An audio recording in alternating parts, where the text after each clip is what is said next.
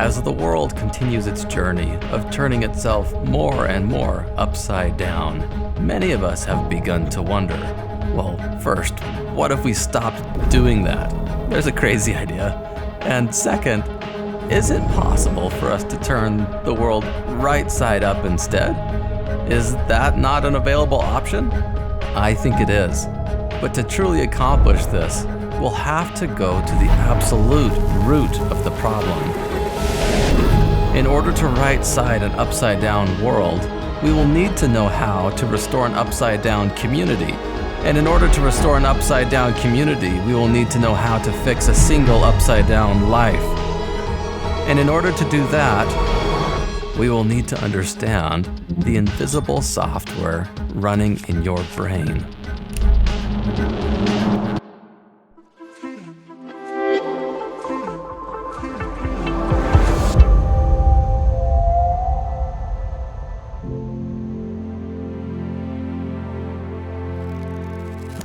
The world sure does seem to be in complete turmoil these days.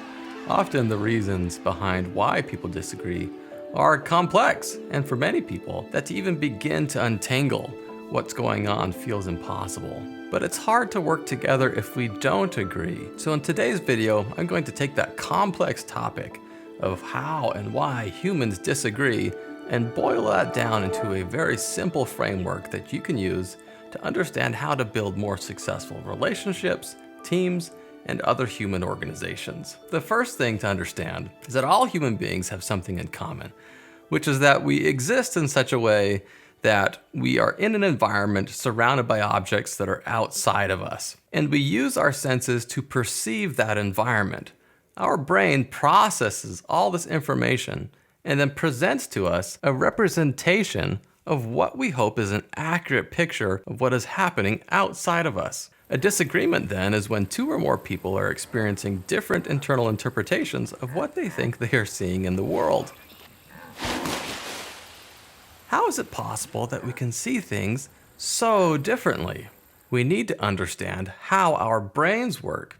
In particular, this means we have to understand something that I call the fundamental problem. Anytime you have a new intelligence put into an environment, it can evolve to take two different paths.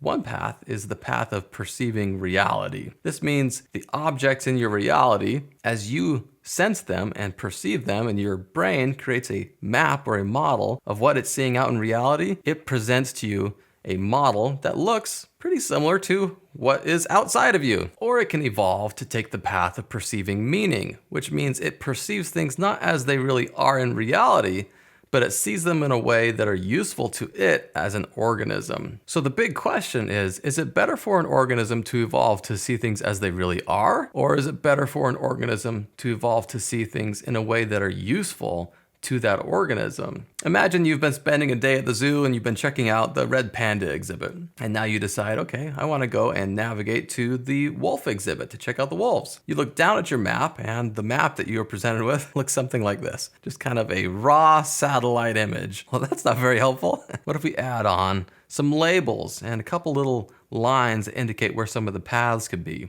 This version of the map is, in a way, less true. There aren't labels floating above you in the zoo as you walk around to the other exhibits, but it is more helpful. So we can take the same principle and continue it even further. And this is what you would see normally when you go to visit the zoo. This is not an accurate representation of reality. But what this map does is it makes it even easier still to figure out, where am I now and where do I need to go? Well, we can push this principle even further still by creating a map that looks like this. This is extremely fast. These two different approaches to trying to perceive reality and then to solve a problem you're facing, I call using a map of reality or using a map of meaning. So this is the fundamental problem that any brain needs to evolve to solve. Do I evolve to perceive my environment in a way that is high detail but slow to process? Or do I evolve to perceive my environment in a way that is low detail but faster to process? So out of these two choices, which direction do you think our brains made as they evolved? Donald Hoffman wanted to investigate that exact question. In my lab, we have run hundreds of thousands of evolutionary game simulations with lots of different randomly chosen worlds, and organisms that compete for resources in those worlds. Some of the organisms see all of the reality, others see just part of the reality, and some see none of the reality. Who wins? Well, I hate to break it to you. Perception of reality goes extinct. In almost every simulation, organisms that see none of reality but are just tuned to fitness drive to extinction all the organisms that perceive reality as it is. So according to Donald Hoffman, the advantages of an organism evolving to perceive its reality using a map of meaning, these organisms drove to extinction all of the other organisms that evolved to see reality as it really is. Could that be true? Do our brains really mess with our senses so that we see things in a way that isn't how they actually are? Well, we know that at least to some degree that is actually true, and we see this with things like optical illusions. These two squares, A and B, well, they appear to be different colors. But if I take the same square A and I prop it up here and just slide it down into the position of square B, you'll see that now square A looks like it's a different color than it was before. Now, if I take a little shape here and I slide that in position to kind of help connect those two squares together, you'll see that yes, they are the same color. And as I fade that away again, the illusion returns. So yes, we do know that at least to some degree, our brain is taking in information from our environment around us and tweaking some things to present us with a representation of reality that might not be perfectly accurate to what is actually out there in the world. So learning all of this often puts people into a kind of uncomfortable conundrum because we seem to be facing all this evidence that says, wow, yeah, we apparently don't see reality as it really is.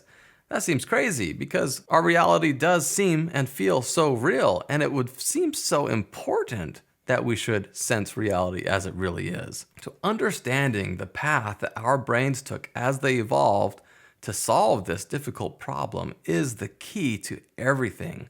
And it also shows just how amazing our brains really are. So what is the answer to this question? Well, the answer is that our brains didn't choose. In fact, we just do both at the same time.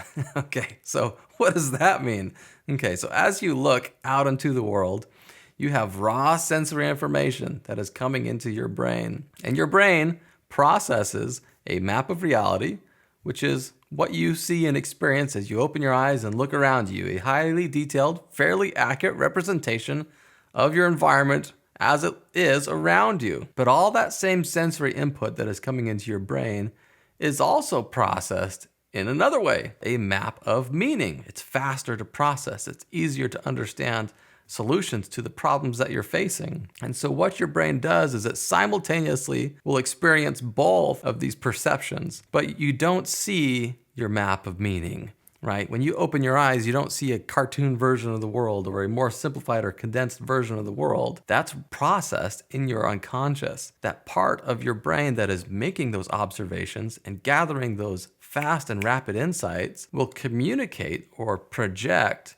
that insight onto your conscious experience, the map of reality that you see all around you. Okay, so what am I talking about here? Imagine that you have two friends that are playing a video game together. One of the players, who has the controls, has a screen that shows him the normal rendered version of the game.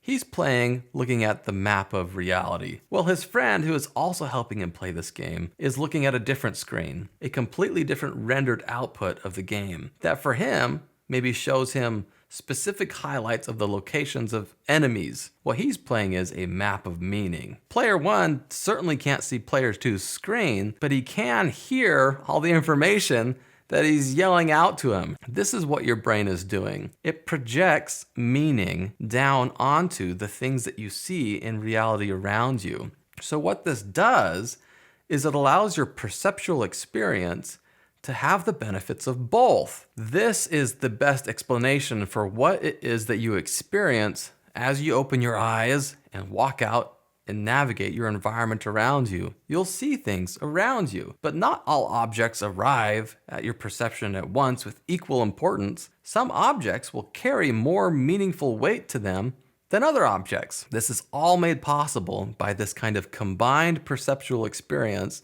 that your brain is running and processing in real time all the time. Imagine that you're running for your life from a bear in the woods.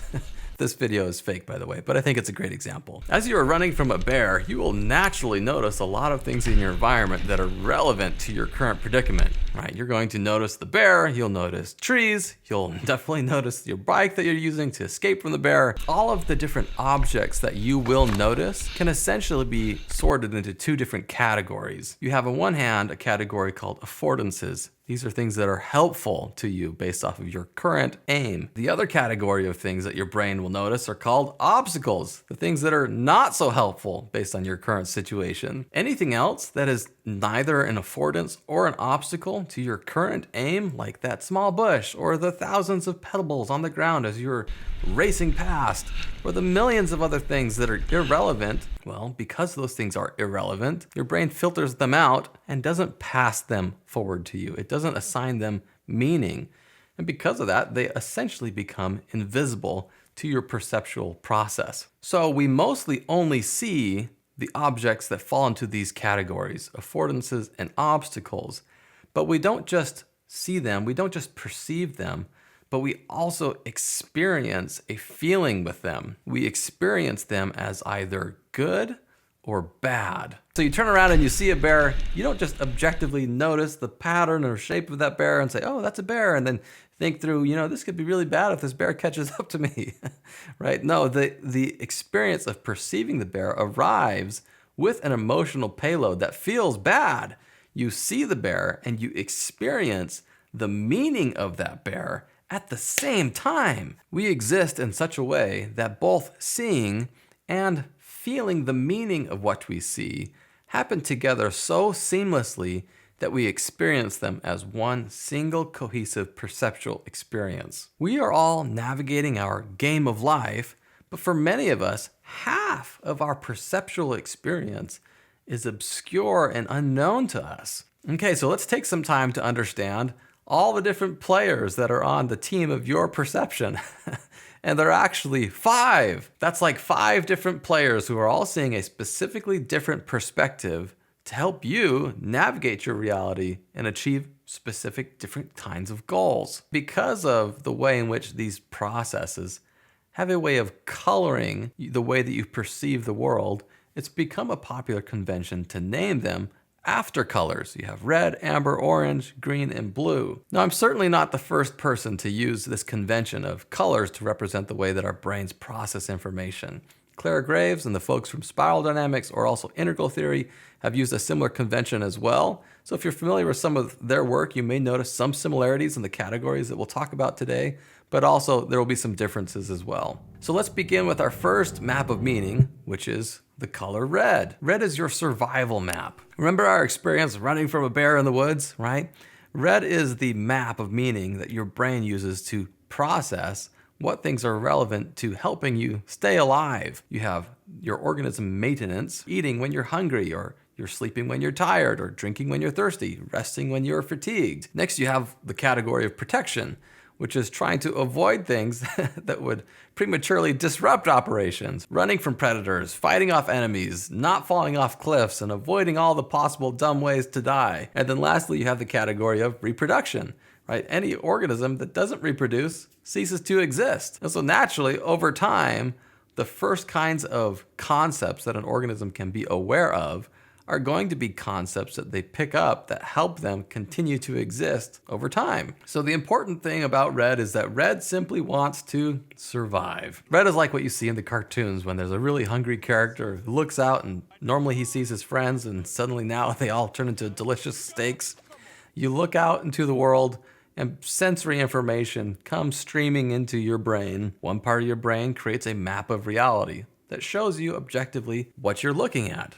A zebra, right? But there's another part of your brain oriented around a survival objective. When that perspective tunes into your perceptual experience, it passes that meaning along together, and that combined perceptual experience is why you look at the object that you're seeing, and it may look like your friend the zebra, but what it feels like is a delicious steak. When you're really tired, people's company you might usually enjoy can appear like an obstacle keeping you from taking a nap. So with each of the colors, we want to understand, well, what does this color feel like? You'll certainly experience meaning in a way that feels urgent, compulsive, All the things that you are experiencing in reality will be presented to you as sort of affordances or obstacles to achieving some of those survival related goals.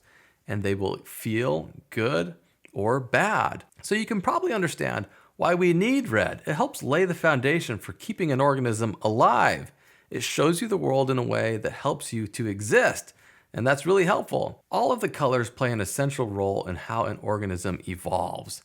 And as a species learns to perceive its environment using one of the colors, the species will benefit following a curve that looks something like this, with an early burst of progress that takes place sort of at the early stage as the organism is developing, and then a kind of slow plateau period as the benefits of that paradigm sort of are exhausted. At that point, to continue more upward progress as a species, the species needs to unlock a new paradigm, right? And that's what propels the organism to continue to develop. This same pattern repeats again and again, forming a kind of staircase shape. That's how you can think of where each of the colors come from. So the way that the stage of red plays out for an organism is at the very beginning, as an organism evolves, it will have this kind of rapid rise as it evolves to experience more environmental fitness until it starts to reach a point in which it kind of what I call the glory days. It can survive a little better, right?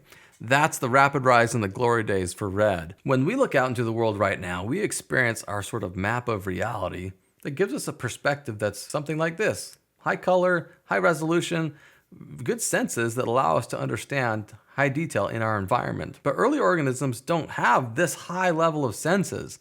They probably look out at the world and see a perspective that is much, much more reduced, low color, low resolution senses. So an early organism perceives the world this way. With these limited senses, vision is difficult, but it's still possible for the organism to identify that maybe some of these blurry colored shapes are food. But all this other stuff around the edges, there's a lot of meaningless noise here. And if we have a concept for it at all, we could maybe call it something like non-food, but it's essentially irrelevant. There's a lot of stuff here that doesn't mean anything to an organism this simple. But as the species continues to evolve, eventually it'll have a perceptual experience that looks like this because its senses have improved. And that's helpful because now it can more accurately identify more food. But what's going on with all this stuff on the side now? Before, this was all just meaningless noise, just abstract non-food nothing. But that's certainly not the case anymore. There's a lot of detail here.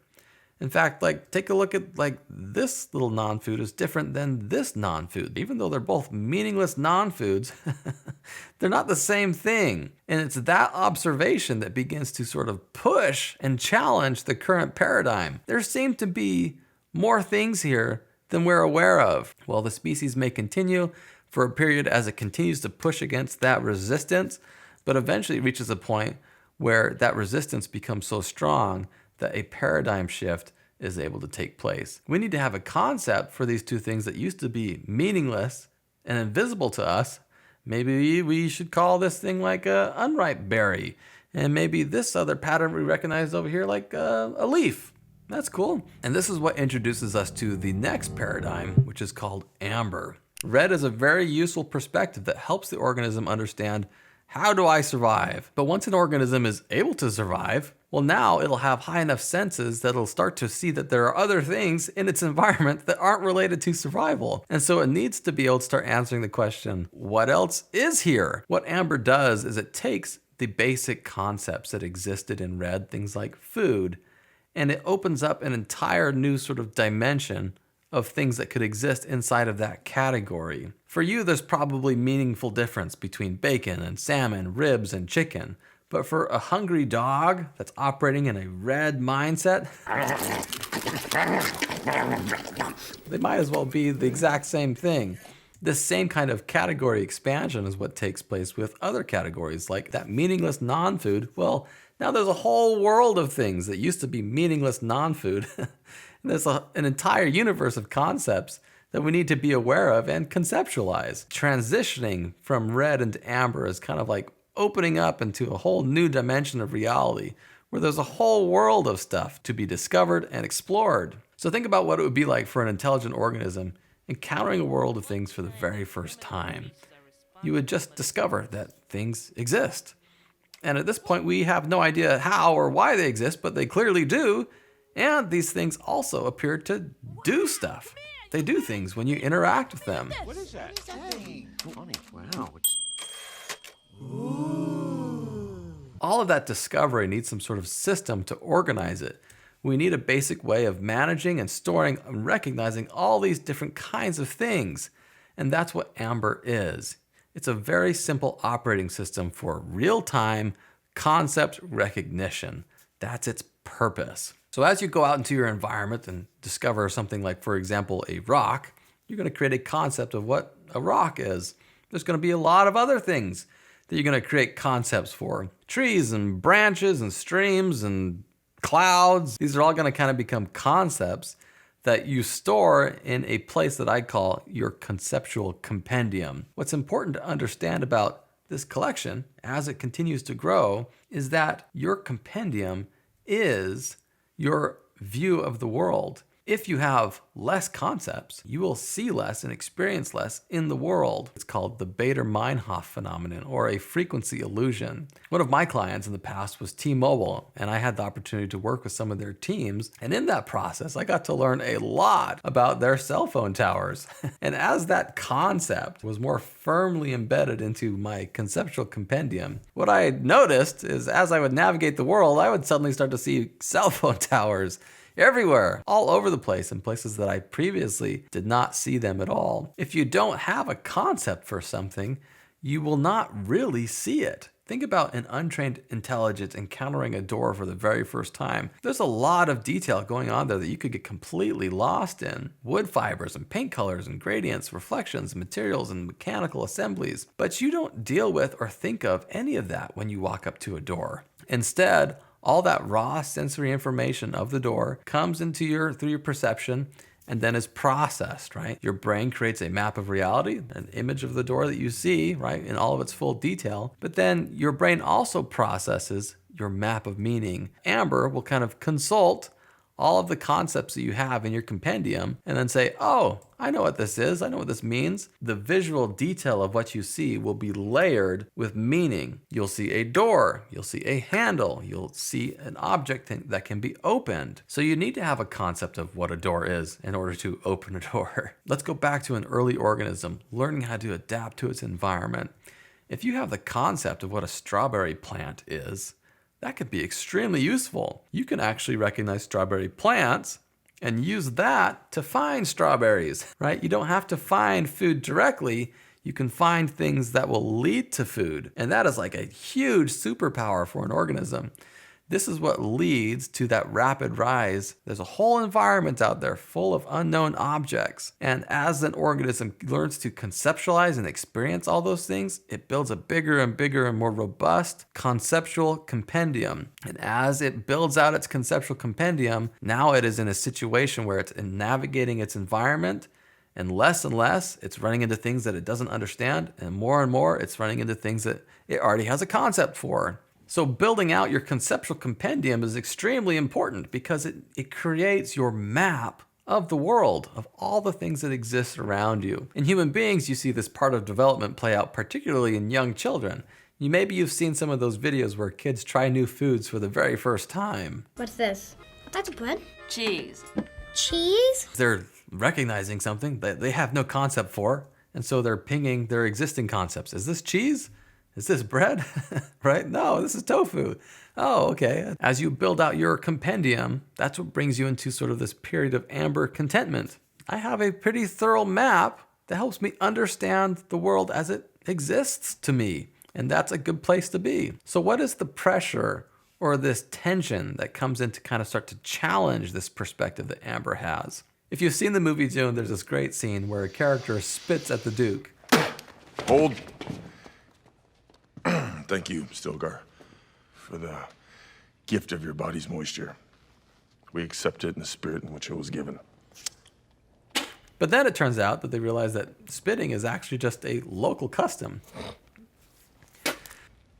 I'm glad you've come. We see the map of reality that produces the image of what we're seeing, and then your brain consults your compendium to say, oh, this pattern of what I'm seeing, I know what that means. That means that you're being insulted. Because your compendium creates your existence of the world, that's how those characters experience that.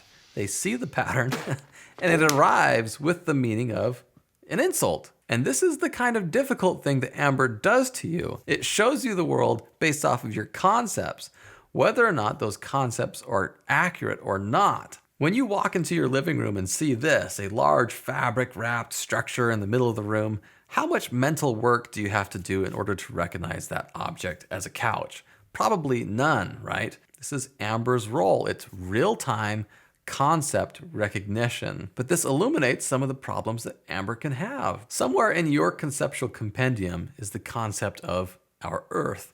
And if we were to dive into that concept, we would find other concepts of things like the Earth's size, the Earth's shape, the Earth's color. And if I were to ask you, what shape is the Earth? Many of you would say, well, the Earth is round, like a sphere. But there's also a percentage of us who would say that the Earth is flat, like a disc. Depending on what concepts you currently hold, you will see and understand the world in a way that conforms to your concept, just as clearly and as obviously as it is to you when you walk into a room and see a couch. The Amber aspect of your mind has no clue on whether or not these concepts are more accurate or not. All Amber wants to do is to conform. Conform what you're seeing in reality to your existing concepts. Remember those kids that we were watching eat tofu? Is that okay? Why did that kid ask, is that okay? In his growing compendium, he has a concept of his self. And inside that concept, there are more concepts. Things that might be things like, I'm happy, or I'm kind, or I'm polite. Digging in deeper, there may be other concepts inside of polite that might represent something like table manners. And so when this little guy perceived his behavior as sort of crossing out of a boundary of an existing concept, Amber was there as sort of the referee to blow the whistle. Amber doesn't write the rules. It doesn't really even necessarily care about whether or not the rules are right or wrong. Amber exists to enforce the rules. So with any given concept, in this case table manners, your mind will present to you your reality in categories of affordances or obstacles to maintaining that boundary of table manners. You experience them as good or bad.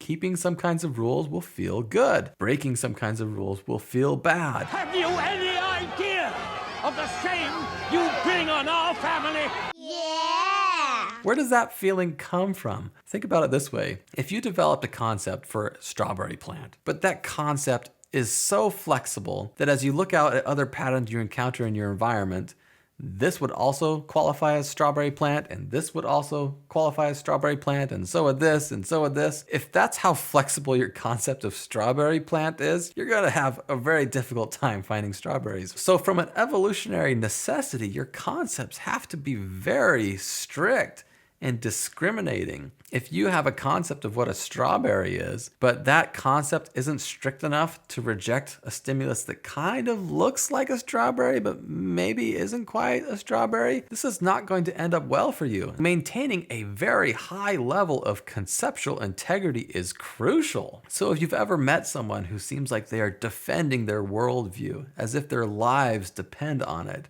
it's because from an evolutionary perspective, that is true. Often it'll be associated with a discriminating feeling. You might feel shame, judgment, or social pressure. All these things are sort of pointing you towards an expectation that you are supposed to fit in. On the plus side, Amber also has feelings that feel like the feeling of being approved, or being qualified, or being accepted, feeling like you are either crossing or fitting within a boundary. So when Amber plays its part well, what it does is it allows an organism to develop to a place where now it has enough concepts of the things it encounters in its environment that it has a functioning worldview. Amber has no clue whether that functioning worldview is as accurate as possible, but it did the work of creating a functioning worldview, and it will defend that functioning worldview. So that introduces the problem, right? How do we change? How do we refine and improve the concepts that exist in our compendium? Amber doesn't have an answer to that problem. It's only concerned with managing and organizing the concepts in your compendium and then mapping them to the stimulus that you experience as you navigate reality. Well, interestingly enough, having a robust compendium actually lays the foundation for what brings forward the next paradigm. Imagine that you're an early primate using rocks to smash open oysters. Through this process, you've become familiar with hundreds of rocks. But one day, as you're crushing open oysters, you take a look at two different rocks that you've been using, and something starts to stir in your mind. Yes, I know what a rock is, and these both certainly are rocks, but they're not the same. As if, even though they're both rocks, one of them possesses like a higher level of rockiness than the other one. The more you have experienced and conceptualized, the easier it becomes for you to start to recognize that not all things are created equal. And this starts to challenge your existing paradigm. That tension will start to become more and more uncomfortable until finally it lays the foundation for a paradigm shift to take place, which is what allows the organism to transcend into the next stage. And so this is what brings us into the color orange. Mindset orange is essentially like that sketch from Key and Peele where the two guys are competing over who has the newest hat. Man. Oh, you know, cuz. Keeping it straight.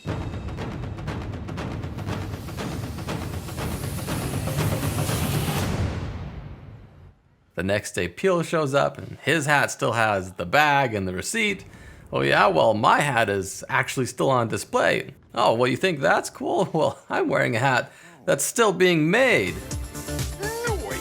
That's what orange does, is it says, oh, well, that is a cool hat, but cool hat exists in sort of a whole spectrum of different concepts that seem to possess a certain amount of that attribute. From red to amber, you kind of go from one dimension to two dimensions.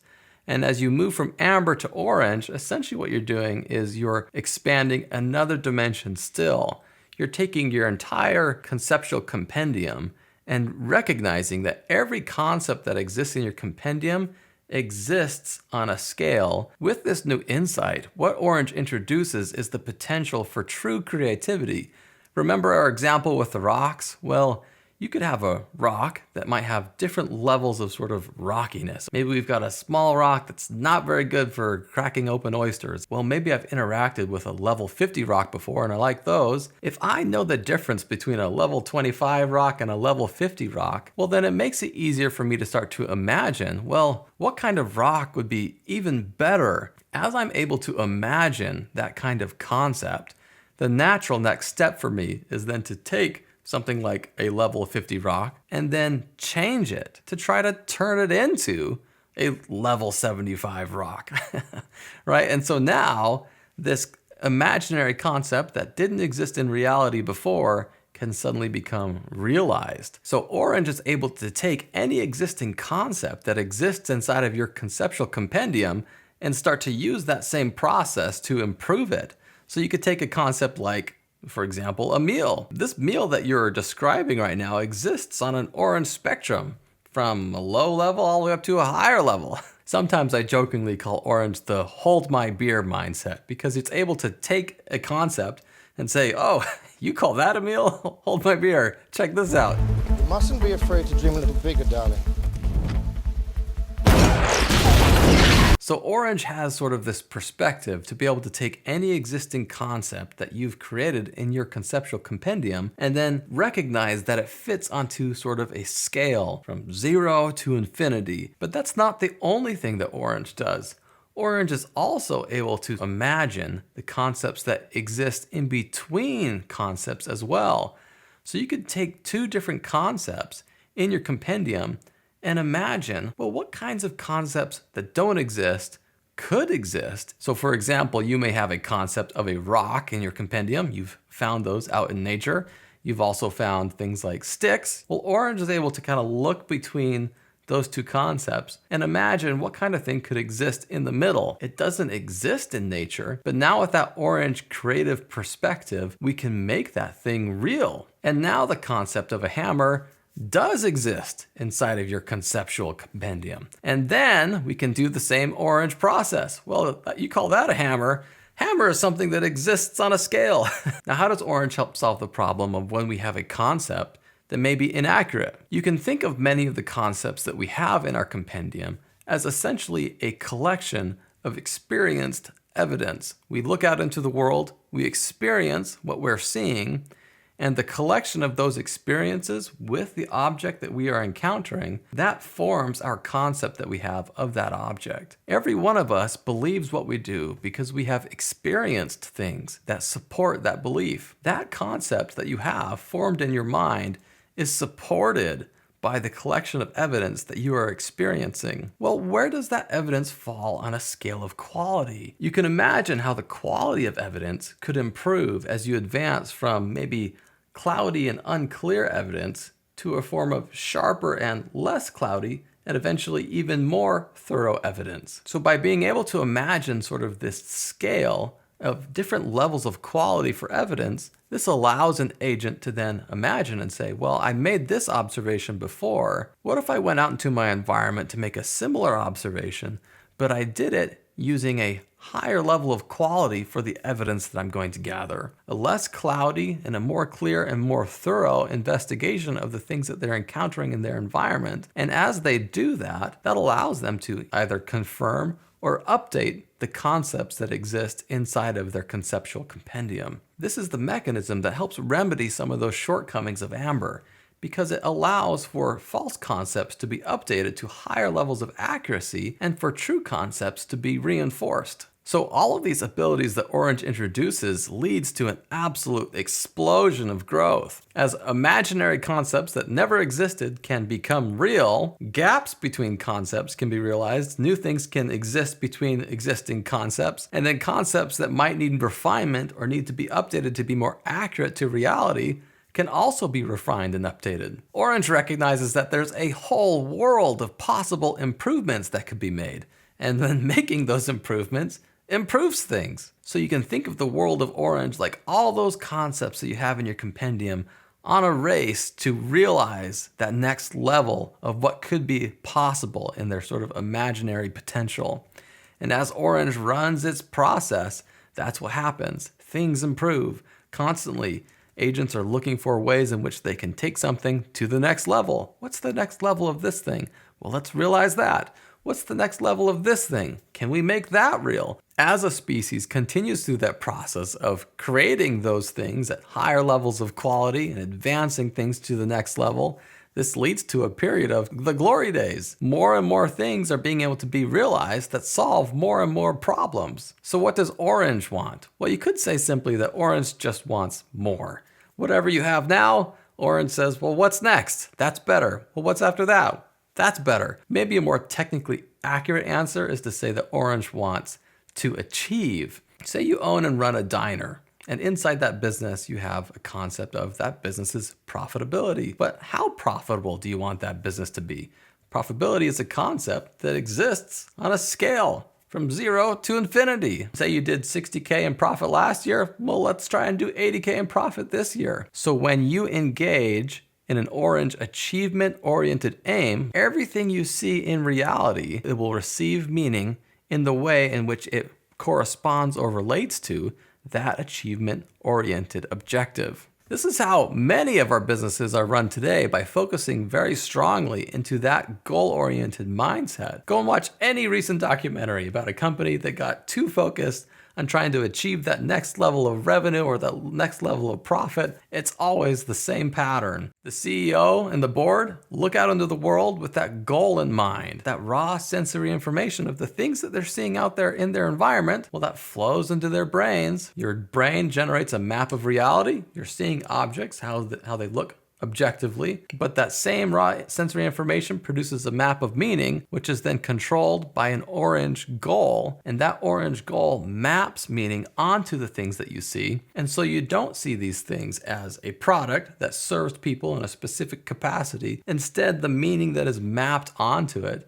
is simply that these objects are vehicles for realizing a higher level revenue goal. And so everything in the perspective of the leaders of the business gets transformed through that lens. Mistakes are made, then corners are cut, and then ultimately it just always ends in disaster every time. When you're engaged in an Orange aim of trying to realize the next level of one of those imaginary concepts, everything that you see will be collapsed into affordances or obstacles, and you will experience these things as good or bad. Greed is good.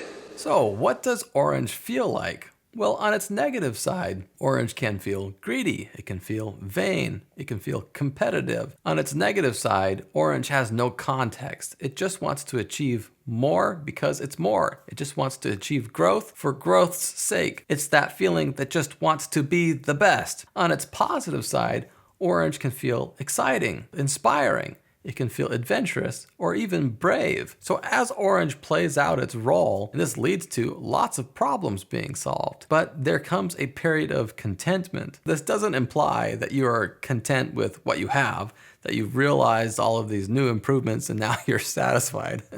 In orange, that contentment refers to a contentment with the paradigm, content with the idea that more is better and that it doesn't matter the cost it takes to achieve the next level. What's wrong with that? That's the contentment that orange starts to experience. So what is the tension then that starts to come in to push against and challenge that perspective? Orange kind of has the Jurassic Park problem. Our scientists have done things which nobody's ever done before. Yeah, but your scientists were so preoccupied with whether or not they could, they didn't stop to think if they should. Yes, we can achieve something, but why are we doing this? Do we really need a car that can go 0 to 60 in half a second? And it's that observation that lays the foundation for a paradigm shift. Think about the experience you have when you're ordering food at a restaurant. Do you just take the menu and then rank order everything based off of which meal is the most expensive and then choose the most expensive meal because that must be the best meal? There might be people who do order this way at a restaurant, but for most of us, this isn't how we do it. Instead, you'll find yourself saying, well, today I kind of feel like sushi. And the reason is because, well, you're a individual person. And right now, you kind of feel like you're in the mood for sushi. Now, this kind of individualistic choice wouldn't be possible if orange hadn't made it possible for all this variety of things to exist on the menu in the first place. But now that these things do exist, you have more control to be able to make selective choices on what you feel like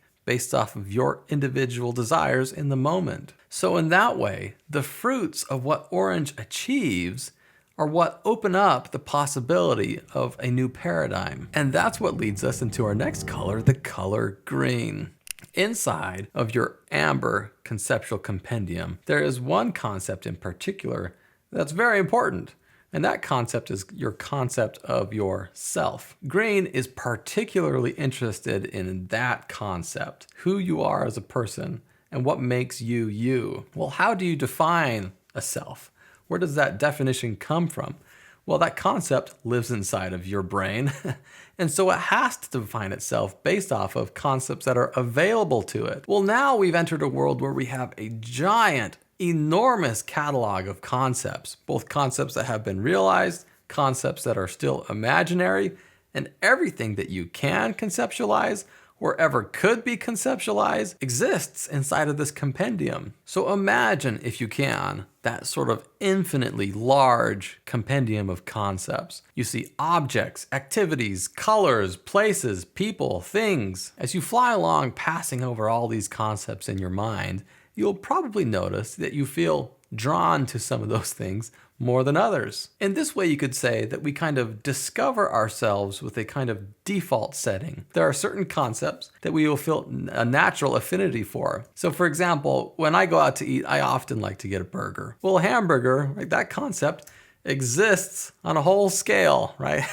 There's tiny hamburgers, there's little slider hamburgers, and you could take the concept of hamburger to infinity, right? There's bigger and bigger hamburgers. Where on that scale do I feel like I fall? Well, when I think about the kinds of hamburgers that I like, I think I'm usually sort of like a level 75 hamburger. That's kind of the thing that I feel connected to. So as you imagine hundreds or thousands of these kind of connected categories of the things that you feel an affinity for, or feel drawn to, or have interests in, or just generally have a preference for, this starts to paint a picture of how you can kind of define what represents your concept of yourself. Well, what if one day I kind of start feeling tired of hamburgers, right? And I start feeling more enthusiastic about sushi. You could imagine how that hamburger connection would kind of disappear, right?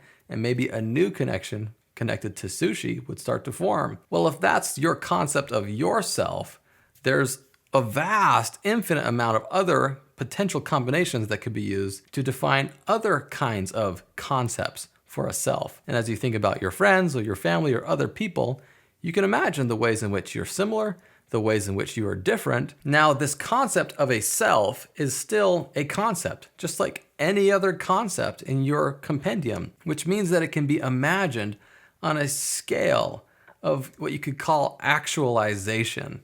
Remember how Orange can take concepts like a hammer and then could imagine other forms of hammers that possess higher and higher levels of hammerness. Well, the same thing applies for your concept of yourself. How much of yourself are you currently being? If you're really passionate about sushi, but you live in a current life circumstance where you have no access to sushi, that aspect of yourself, you would say, isn't actualized. This is the universe that is important to Green. It's a universe of selves. And then it's kind of a measurement of how actualized all those different kinds of selves are. So as you think about all those different kinds of connections that come down to kind of define what your concept of yourself is, maybe it's a salary in a specific range. It's a specific selection from that orange scale that you have a preference for. You might have different choices for body goals. You might have different choices for how often you want to go out to eat sushi every week. So as you look out into reality, the configuration of the things that you are connected to will power that map of meaning. And that map of meaning shows you a world that exists to help you achieve those goals that you have for realizing the kind of self that you want to be. So the Green perspective starts with this kind of rapid rise as we uncover this notion that we have versions of ourself that we want to realize. And the glory days comes from being able to experience an actualization of those hopes. For those who can do it, actualizing yourself can be a very rewarding and fulfilling experience. So when you're in that mindset of thinking about the kind of person that you want to be, then the world will present itself to you as affordances or obstacles. And so just like with all the other colors, as you look out into the world, you will experience and see those things, and they will feel either good or bad. Seeing the world through that perspective will help you achieve some level of actualization, but that will also do a lot to embed sort of this sense of contentment with that paradigm. For Green, realizing a self-actualization is its most important priority. So say you do what many people are never able to achieve, which is to actualize all of those different desires that you are connected to. Well, for many people, they find themselves in a position where many of these aspects of the lifestyle that they've desired for so long actually become kind of boring. Here you've spent all this time developing a lifestyle that enables you to be able to eat sushi 5 times a week. And then one day you wake up and say, oh my gosh, if I have to eat sushi again, I don't know what I'm going to do. This kind of thought terrifies a lot of people. What would happen if all those things that I've been wanting for so long, I achieve them and then discover that I'm bored with them, or they don't have the same meaning as they used to? What happens then? Well, the answer in Green is always self-actualization. And so if this version of yourself didn't work for you, well, there are many different forms of selves. Maybe some of those concepts that you're connected to aren't a good representation of who you are. And so you kind of go back to the drawing board and configure an entire new set of connections to define a new self. Maybe it wasn't sushi that I was so interested in all along. Maybe I'm actually interested in suits. And now I'm on a new journey to actualize all these new configurations that I've created. That's cool. There's nothing wrong with that. That's a big part of the human experience, to go on these journeys of self-discovery to find out what kinds of things we want to be spending our lives doing. But where does it all end? What's the point of all that work of self-actualization? Well, here's the bad news about Green. The mechanics and abilities of Green have no satisfying end. Time and again, you will go through the process of self-actualizing. You will arrive. It will be satisfying. You will feel fulfilled. And then what? The problem is Green has no answer to the and then what. When you wake up one day and discover I'm not as interested in these things as I thought I was, or this form of life is kind of a little bit boring, the only answer that Green has is to, well, take another self, become something else. And it turns into this never-ending lost journey of constantly trying to find some other version of yourself that you could actualize that might make you happy. Well, that doesn't sound like a very satisfying way to live. In fact, it sounds like an uncomfortable, never-ending treadmill of constantly trying to find fulfillment through actualizing a version of yourself. And doing that work to self-actualize takes resources. It takes a lot of time. It takes a lot of effort. And so a lot of people find themselves in this situation where it's difficult. Sometimes it's impossible to actualize the things that you might feel connected to. So you have all of these different connections that sort of form your definition of yourself. And you think about, well, here are some of the things that I have been able to realize in my life, but there are many of these things that I just don't have the resources to be able to do, and I may not ever be able to realize those things. Well, as you look out into the world, you may discover that there are other people out there who have similar affinities to the things that you are attracted to, and they seem to have been able to actualize all of those things. Why is that? Well, once you make that observation, it's very easy to start to conclude, well, the reason why I haven't been able to actualize the things that I want to experience is because they have. And so green makes it very easy to look out into the world and see other people and to naturally understand and perceive them as oppressors. The reason why I haven't been able to experience the lifestyle that I want to experience is because other people are keeping it from me. Because green, like all of the other colors before it, doesn't possess the ability to solve its own shortcomings, it's destined to dissolve into kind of a form of an identity war where people are fighting against real or perceived oppressors, only to find themselves in a never-ending struggle to gratify desires that ultimately will not satisfy. It's at the end of this green developmental stage that things become quite serious. Something is wrong. And as the game of actualization plays out for many people, we're left with a lot of different forms of dissatisfaction. Those who have had the resources and the possibility to actualize do so, but then discover that they're not content. Those who didn't have those same opportunities to actualize are frustrated and angry at whatever aspects of the system held them back, unaware that if they were to overcome those real or perceived obstacles put in place by the oppressors in the system, they would also only arrive to discover that everyone is just as lost and miserable as they are. Every color has the possibility of a paradigm shift or a crisis at this point in its developmental cycle. But late-stage green's crisis can be particularly catastrophic. Because think about what's now on the table: an entire identity, an entire life. If you spent your whole life trying to realize a certain version of yourself and then discover that it's not meaningful to you, well, what else is there? The crisis that waits at the end of the green developmental cycle I call the cascade. Because many people who find themselves in this position can come to a point where they fall off the staircase entirely. They aren't able to find meaning in the world of green anymore. And so they're left in sort of an existential crisis. Where do I find meaning?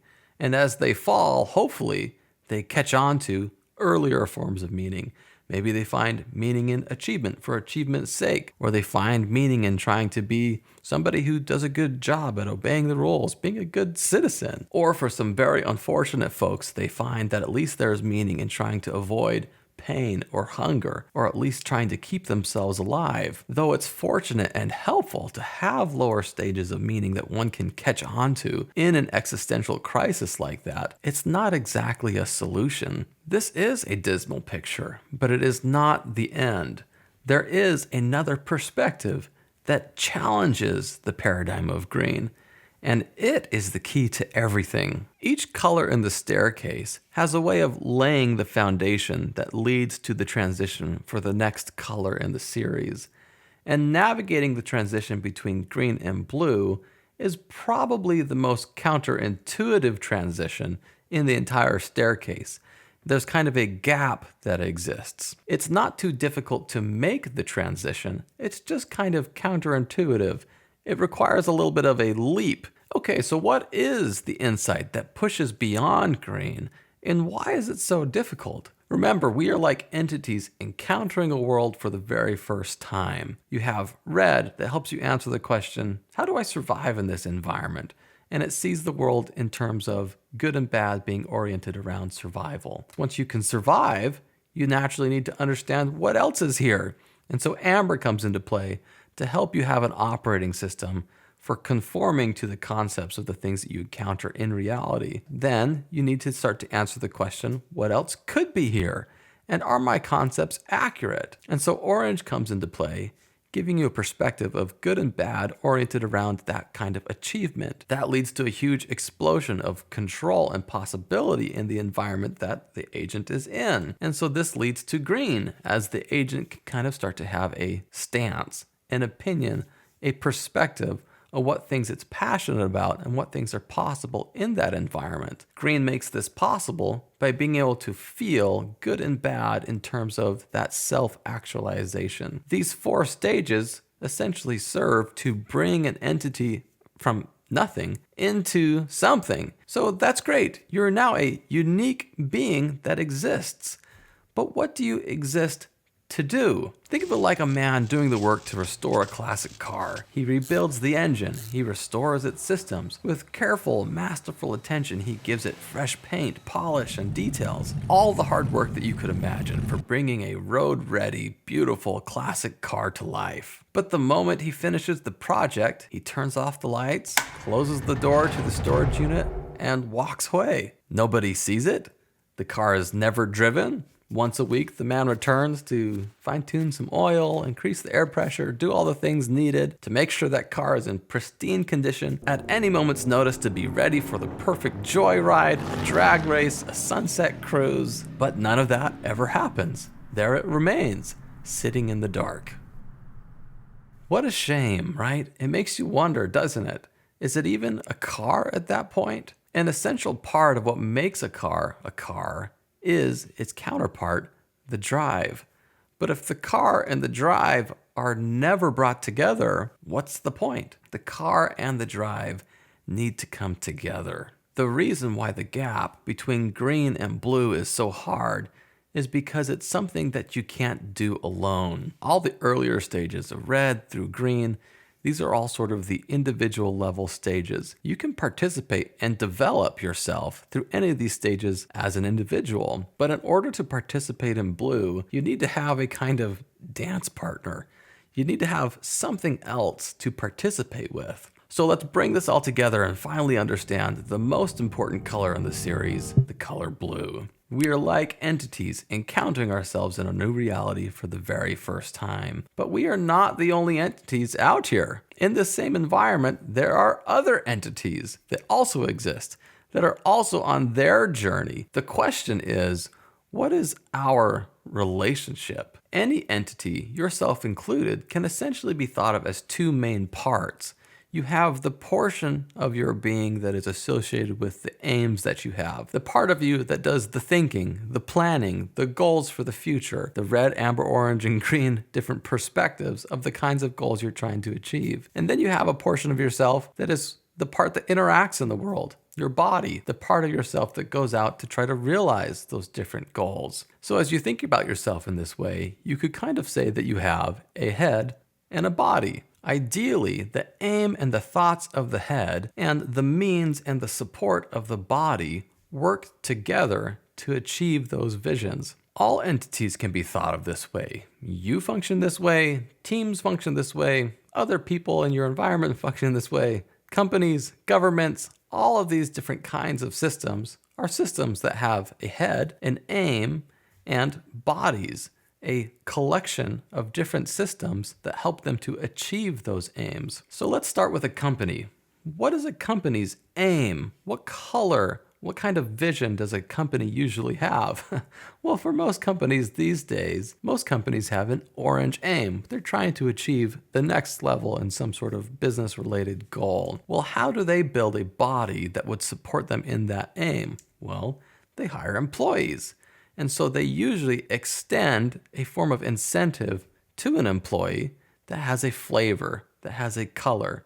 For a lot of companies, the incentive that they use to attract people into their body is also orange in color. We'll pay you more money than what your current job offers if you come to work for us. And so if somebody accepts that incentive, well, they come then to work for that company in a way that provides that company with an orange body.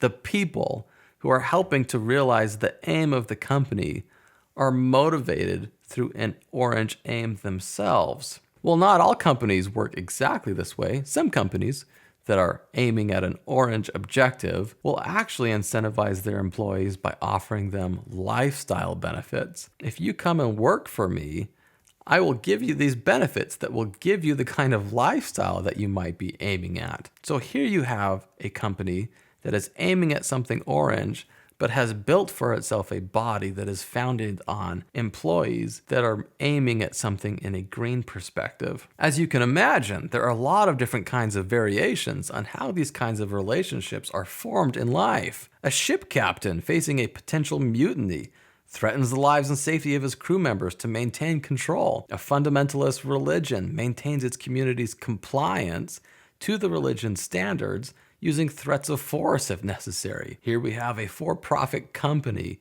enticing a salesperson with commissions that help them achieve their next salary goal. Here's a for-profit tech app, like maybe something like Pinterest or TikTok, that builds a body of users to support its objectives by enticing people onto the platform using their interests as incentive. A baseball coach whose main objective is his love for the game builds a body of players whose primary motivation is just to win the World Series. A passionate local pizza chef places heavy expectations on his son to carry on the family business. All of these different kinds of examples represent a phenomenon that I call puppeteering. Some of these forms are maybe more manipulative or coercive than others. Some forms are consensual and some are not. All of them represent some form of picking your poison, because eventually they will all run into trouble. Bodies that are built on red and amber incentives almost always rebel. It's just a matter of time. Orange and green bodies are unreliable. It's natural and logical for them to just leave as soon as better options come along. They are all almost always just short-term temporary solutions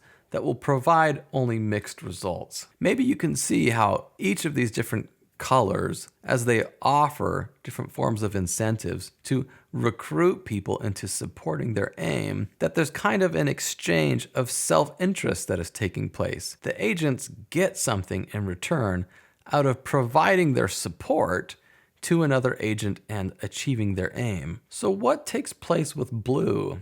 What's going on inside of a blue relationship? Well, with blue, you have a situation where an agent will provide support to another agent. In fact, they are not being offered an incentive at all. Now, why would an agent choose to do that? If there's one thing that we seem to understand about human behavior, it's that we almost always act out of self-interest. So what's going on here? Why would an agent support another agent when it doesn't get anything in return? Where does that payment come from in blue? Well, the payment is given back to the agent by the super system that represents the two of those agents together. Okay, so time for this to make sense. Let's use a concrete example. Imagine all the different ways that an individual could be motivated to participate as a player on a soccer team. Red might be the kind of situation where someone is forced to play a specific role or position for a team because a tyrannical government is threatening your life. So you play on the team as a matter of survival. Amber may be kind of like a cultural expectation. Your granddad played forward, I played forward, everyone in this family plays forward in soccer, so what position are you going to play, son? You're going to feel a lot of pressure to play a certain position on the soccer team. Orange may be something more like, well, I've experienced that I'm pretty good at playing this position, and I want to be the best version of this position that people have ever seen. So you're going to be motivated to play soccer out of a perspective of achievement. Green is going to be your personal desire. I've played a lot of different positions, and I find that I really like to play forward. It's my favorite position. Well, imagine one day a scenario in which you're traveling with your league and your goalie getting off the bus breaks their ankle as they trip off of the bus. Suddenly now you're in a position where if you guys don't win this next game, the story of your little soccer team is going to come to a premature end. And your whole team kind of looks at you because they know that, well, you're the second best goalie that we have. In order for this story to continue, you begin to realize that you will play a role in whether or not that story continues or doesn't. And out of that sense of motivation, obviously I'm going to play goalie because I want this team to continue to exist. I'm a part of that story. You choose to offer yourself to that team in a way that comes from a different perspective. In this situation, you're not playing the role that is your favorite role. You're playing the role that you need to play in order for that team to survive. And the meaning that you get back in exchange for that choice is meaning that comes from something at a higher level. It's the entire story of the team that you are a part of. That's where that meaning comes from. The blue mindset and perspective is actually very simple. It's just the realization of something. You have used the abilities of the earlier stages to some degree develop a version of a self. And now, whatever version of yourself that you have arrived at this point will look out into the world and discover other entities. In this situation, you see the story of your soccer team. That soccer team is kind of like its own agent. It's another system. And as you look out and perceive that system, you discover that it is trying to survive. And so what the mindset of blue really essentially is when you start to combine yourself with that other system. You start to realize that the role that you are playing by sensing that this system is trying to survive, you are functioning as the survival senses of a greater system. I'm recognizing that I am playing a part in something bigger. I'm a part of this thing. The mindset of blue begins with the desire to see another system survive and then develop and grow to then thrive. Your concept of your little version of me changes from the individual level to start to be represented at a bigger level. This isn't just me anymore. What's me is this. The first few stages exist. Their purpose, right? Red, amber, orange, and green are all useful because they bring an agent into existence. But what kind of being should you be? They don't know. Red, amber, orange, and green, they're just helpful for making a kind of being at all. That context needs to come from somewhere else. As you look out into the world and find other systems, other stories that you could play a role in, when that starts with a desire to see that system survive, then what happens is that system will start to show you a shape, a hole that it needs, a role that needs to be played. That system will show you what kind of being it needs in order for that system to continue. And it's that context that gives context to the other colors. Now they know, what kind of person do I need to become to fulfill that role that this system needs? Yes, it's good to survive, but what am I surviving for? Yes, it's good to keep rules, but what rules am I keeping for what future vision? Yes, it's good to achieve, but how do my achievements work to achieve a vision that I'm striving for? Yes, it's good to become a realized self, but am I actualizing the best version of myself that I need to be in order to realize this vision? Once you have a vision that is worth striving for, that vision provides a context, a perspective to give order and aim and direction to the other colors so that they can help you become what you need to be in order to realize that meaningful vision. Imagine a child with the desire to learn how to play the piano. Well, in the beginning, a child just needs to have access to a piano at all. That's red. Once the piano exists, then the child will have to go through a process of practice where there are little random plinkings. Does that even qualify as a song at all, right? Can you hit the right notes in the right order with a level of specificity that we could all say, yes, that's Mary Had a Little Lamb, right? Well, inevitably, and I see this with my children too, is as soon as they learn how to play the notes at all, the next step for them is to figure out how to play the notes as fast as possible, because that means I'm getting better at it. They go faster and faster and faster until eventually they start to reach this point where they say, why am I playing this song this fast? It's actually kind of obnoxious to me and to everybody else in the house.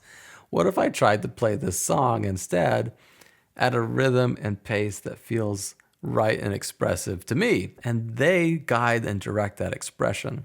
Here's the rhythm of the song that feels like the right rhythm to me. And that can be a fulfilling and very satisfying place to be. All of these different stages here are sort of the level one, the individual developmental stages, and that's beautiful. But what if you want to have the experience of playing with other people? And in order to do that, each player in the orchestra can't just play to the rhythm of their own drum. They need to learn how to feel the entire rhythm of the whole group. So they will make a choice that in a sense is a form of self-sacrifice, but it's done in the perspective of how to play the music as part of a whole. So now you have a perspective in which the existence of the instruments, the discipline and the practice, and the achievement and the ability and the passion all are aligned together to bring forward a player who's going to play a part in a bigger system. It's awesome. Often when we think about these developmental models, we look at the pinnacle of the model and think that only a few people could ever develop to the point where they achieve that level. But that's not the case with this framework. Blue is naturally human. This is our default setting. We all feel this desire to be a part of something that is bigger than ourselves. The whole question is simply, what am I?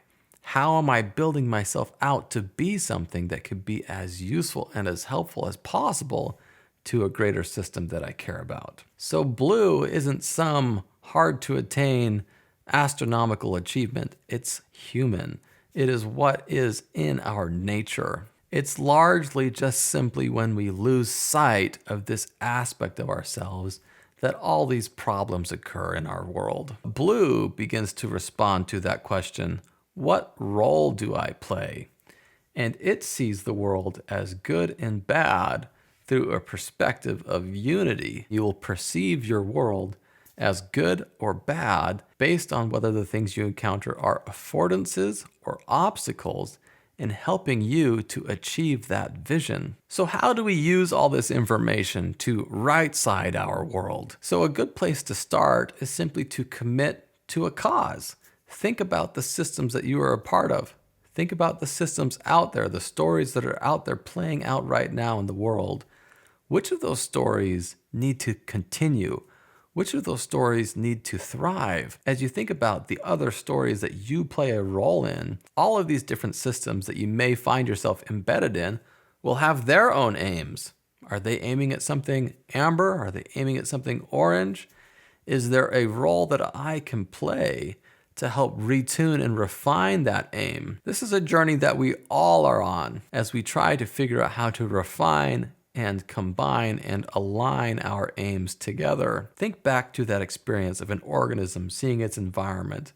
We see an environment in high resolution, but early organisms would see this environment in low resolution. That low resolution sensory input creates a map of meaning. That map of meaning is also, at this point, pretty low resolution. However, the map of meaning does its job of helping that organism to see the meaning that it needs in order to survive, in order to progress. So the map of meaning affects the organism physically. It helps it to change. As that organism changes, its senses improve. With higher resolution senses, the map of meaning can also improve. And so the vision and the body start to work in a cycle that help them both improve as they develop. The quality of the body works to improve the clarity of the vision, and the clarity of the vision works to improve the quality of the body. It creates a cycle. So there are some things ahead that we don't know the answers to yet. But we do know that this process of the body improving the vision and the vision improving the body will drive us forward as we work together to increase the strength and the quality of our body. That helps us to see more clearly the environment that we're all navigating together. So there are two simple things to think about. First, mind your aim. Think about the goals that you're aiming at. Don't let red, amber, orange, and green become rulers on their own. Each of those colors needs a context. Next, mind your connections. Be careful and aware about the ways that other agents are trying to pull you into their body. What are they aiming at? What are the systems that you are connected to trying to achieve? If you don't know, try to figure it out. If you're in a position where you are under the influence or control of other systems and they are using you as the means to achieve their aims, try to make plans so that you can become an autonomous individual. As you mind your connections, remember that you are also an agent, and so be mindful of the incentives that you use to pull people into the aim that you might be striving at. This will take time, this will take practice, this will take awareness and grit, but with time, we can improve our aims. We can improve our connections with each other. Don't worry about trying to change the entire world. Try to change your world. Can you form a vision of how that little piece of the world could be better? What relationships could be improved? What suffering could be reduced? How could life itself be more expanded? Your choices play a necessary role in our entire human story. We have the option, if we choose it, for a better future ahead.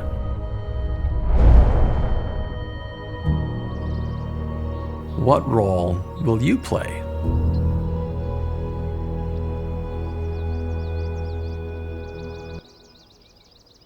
Hi everyone, thanks for watching. The content for this video was made with a tremendous amount of effort, and my hope is that what we've talked about today can serve you personally and in the teams that you are a part of. What I'm trying to do through the Elkadeo Way is to make resources that can help as many human organizations as possible to experience more of that blue culture that we talked about. I want to see a world where people experience more unity in work and life. If that's something that you also have been trying to do, then maybe you'll like some of the things that I've been working on. First, make sure you subscribe to the YouTube channel. I'll be continuing to upload more content here, and that's a good way to make sure that you see the future videos. Second, if you'd like to support my work and get cool benefits, consider becoming a supporting member. You can get early access to videos, a behind-the-scenes community, and participate in Q&As and live streams. And third, if you're a leader or founder of a team and you want to master your team's organizational culture, you may be interested in taking my flagship program,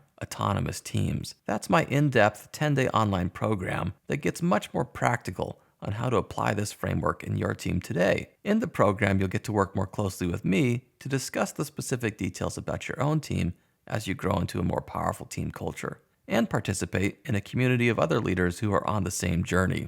Autonomous Teams is available now, and you can learn more by visiting elkadeo.com or clicking the links in the description below. In whatever way you choose to be a part of the Elkadeo Way, I'm looking forward to sharing more with you. Thanks again for watching.